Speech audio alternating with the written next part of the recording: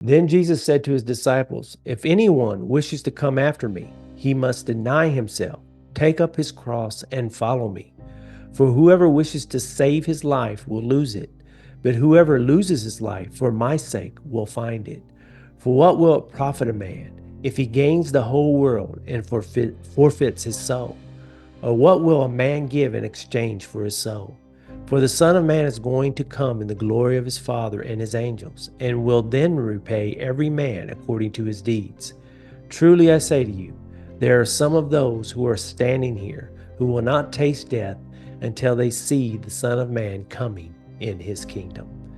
So yeah, John, it's just the Lord continuing on. It's just such a beautiful, we love these passages because really these passages are hard to take for some people if you're not really willing to give everything up.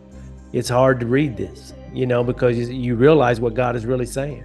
You have to lose your life to gain it. I'm not sugarcoating this. I'm telling you right now, you're going to have to take up your cross and follow me. If you seek to try to preserve your life in the natural, you're going to lose it. But if you lose it for my sake, not only are you going to gain it in this life, but you're going to gain it forever. So that's what price will you give for your soul? So ultimately, this is a key message of the gospel, but it's so true notice how the Lord is literally explaining the previous rebuke. He just rebuked Peter for thinking the way he was thinking. And he's coming back and explaining exactly what he's talking about. No different than it is with himself, as he's saying to them. If I sought my own, I wouldn't be willing to go to the cross. I wouldn't willing for these things to take place. I know what you were trying to do, Peter. You think that you're helping me, but you're really not. See, because you're not setting your mind on the things of God, but on the natural things that you're trying to save your life. But if you lose your life, you're going to gain it. That's the way of the kingdom. That's the way to this life. And he's really trying to explain how the rebuke that he just gave to Peter. It just means the plan of self has got to go. There is no plan of your own. It's that thing you had before Christ where you're going to do this and you're going to do that and I'm going to do this. That's got to go. This is about serving God. That's it. That's the most important. It's about speaking the gospel, winning souls.